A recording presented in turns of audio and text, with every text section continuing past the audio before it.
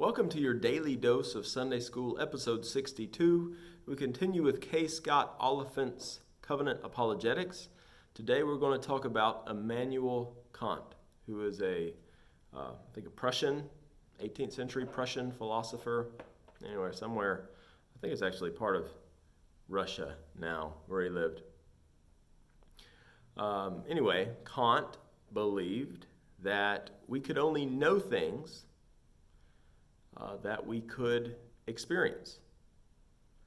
And therefore, we cannot have knowledge regarding God or the soul or supernatural things. Things like that we cannot have knowledge about. And that's where faith comes in, that's where reason comes in, thinking about those things. But he argued that we couldn't have knowledge about those things, which is a problem. He believed that because we don't have experience of God, supposedly, we can't interact with God, and therefore, how are we going to have knowledge about Him when He's so much higher? Now, let's keep in mind what we've learned so far. This in itself is Kant's unbelieving mind creating a world in which to escape from the knowledge of God that came to him in the world in which he lived, is a make-believe, a way for Kant to try to suppress, as Romans 1 says, the truth of God in unrighteousness, to hold on to his sin and push away the God who is there. So we want to, as Peter tells us, regard Christ the Lord as holy, always being prepared to make a defense to anyone who asks you for a reason for the hope that is in you. Regard him as holy. Do not assume that Kant knows what he's talking about. Don't try to argue with him on his own terms. First, realize that Kant's picture that he's painted of the world is false.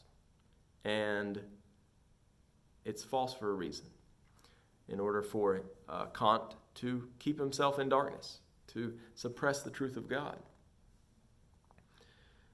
Jesus, we want to sanctify Jesus as Lord. He is Lord in the sense that he is the King of the world, that reward that he was given because of his redemptive work. He is also Lord in that sense, that capital L-O-R-D, Yahweh. He is Yahweh. He is the creator of the world. And he is the one that everyone knows. Not savingly, but he is the one that he's revealing the Father in the world that he has made. Remember, God the Son is the one who made the world. In the beginning was the Word. In the beginning was the Word. This is John 1. And the Word was with God, and the Word was God. He was in the beginning with God. So he's with God. He was God.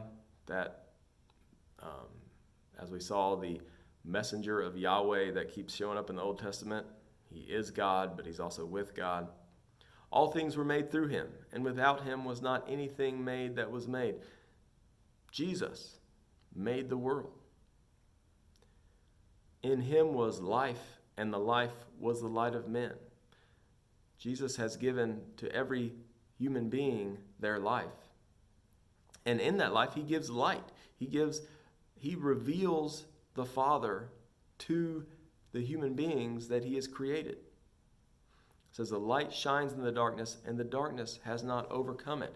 Light coming into a dark room, it just pierces through the darkness. The darkness cannot keep it out. So as much as Immanuel Kant wants to say, well, God can't, I can't reach God, so how can I know anything?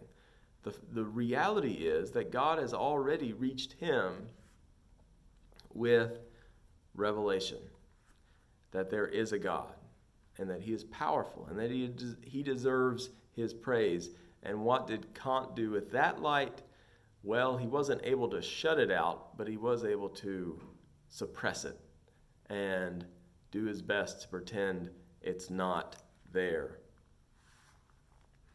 Here's John 1:9, a little further down. The true light which enlightens everyone was coming into the world. It's not that Jesus gives saving light to everyone, but he does reveal the Father to everyone without exception.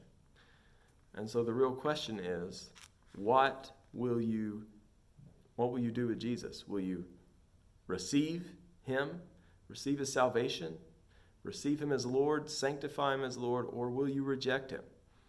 Here's the next verse. It reads, he was in the world, and the world was made through him, yet the world did not know him. He came to his own people did not receive him. So everyone knows God, is in covenant with God, either in Adam or in Christ. And Christ, he is revealing the truth to all people of who the Father is. And yet, those who are in Adam reject that truth until the Spirit works in their hearts.